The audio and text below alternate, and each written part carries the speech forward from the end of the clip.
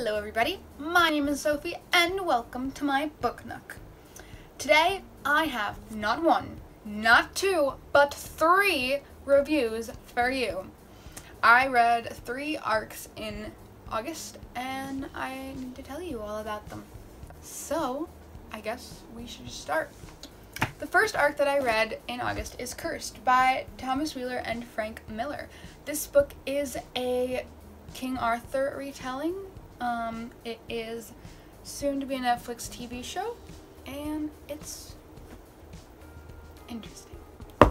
So, what if the Sword of Power, Excalibur, the one that chooses the one true king, chooses a queen? Because that's what happens in this book when the sword chooses Nimue. She might sound familiar. She eventually becomes the Lady of the Lake. The sword chooses Nimue to unite her people, the Fae, and save them from the dastardly murders committed on the Fae by the church. I gave this book 3 stars. I wanted to give it more. I really wanted to. There are a few reasons why I did not give it. Why I only gave it 3 stars. The biggest reason being that for some reason the plot just didn't draw me in. It didn't really get to me, and I never felt really connected to any of the characters. I liked the characters, I just didn't feel connected to them. And when the plot pulls me in and when I connect with the characters, I tend to like the book a lot more. I have a theory that part of the reason why is because I haven't been reading a lot of fantasy lately, so to read this, that might be why. That being said, while the plot didn't pull me in, I still liked it. I thought it was relatively well paced, and the last few chapters were freaking amazing. It's one of the best final battles that I have read in a long time. I also was not a big fan of all of the gore in this book. There is a lot of killing, obviously.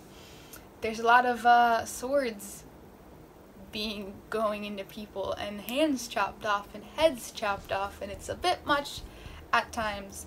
More than I would like. Merlin is a big character in this book. I love Merlin.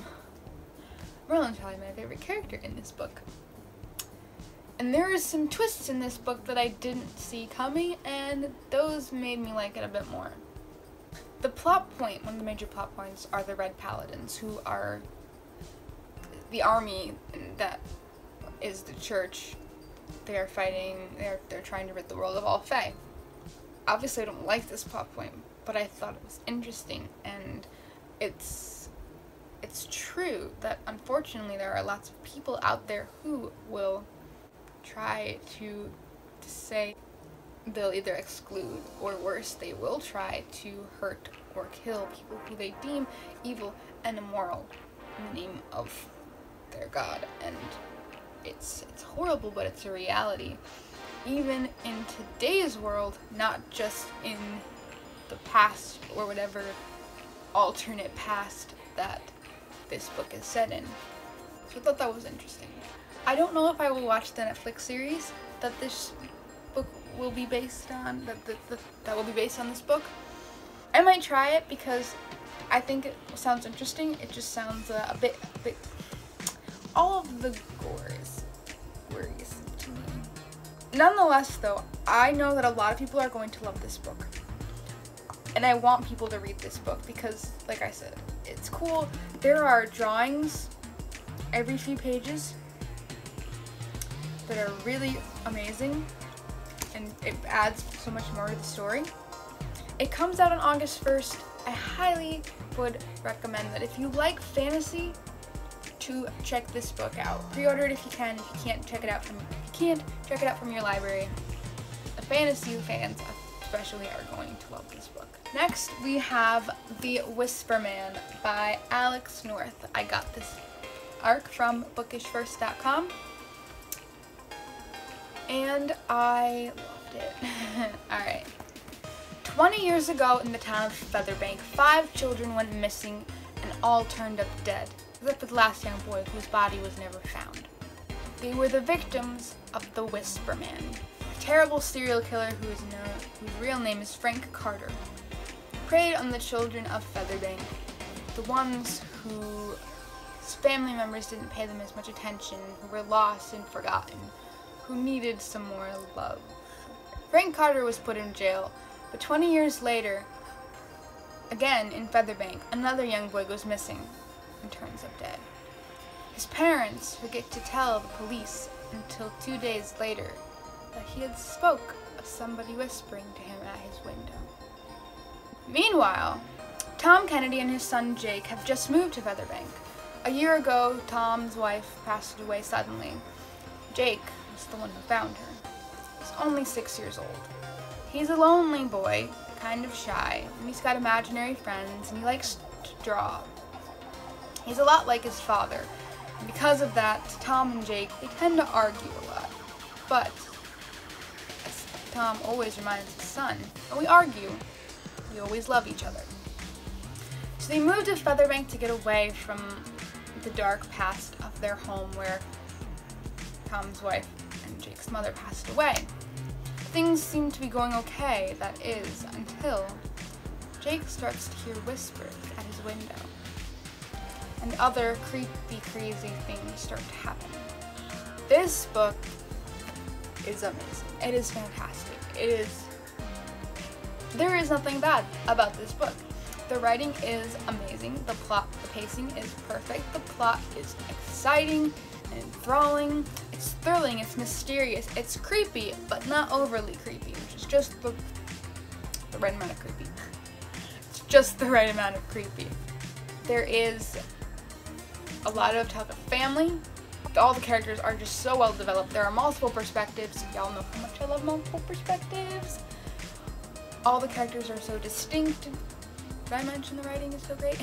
There are twists that I did not see coming, but when I look back, realize, oh yeah, that makes so much sense. It's so good.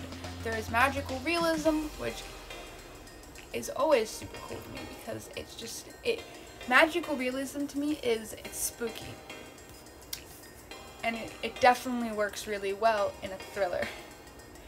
It is just so good. If you like thrillers, if you like dark and mysterious, if you like mysteries, if you like creepy but not overly creepy, you're going to like this book. You're going to like it a lot. It's so great. It came out on August 20th.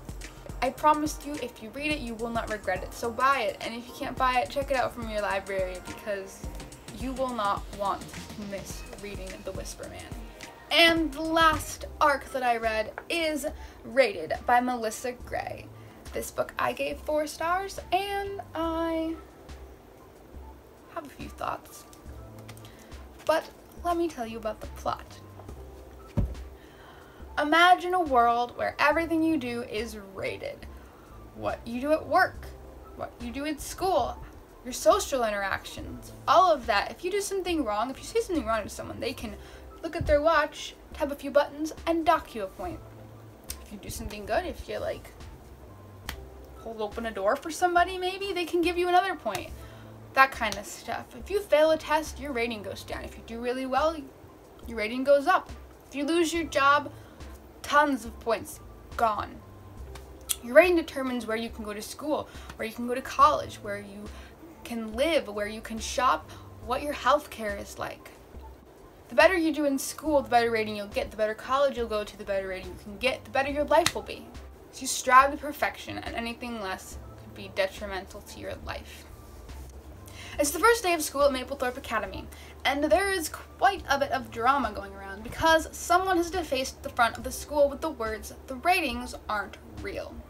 The school quickly washes it all away and pretends it didn't happen. They even shut down the school newspaper to make sure that the story doesn't continue.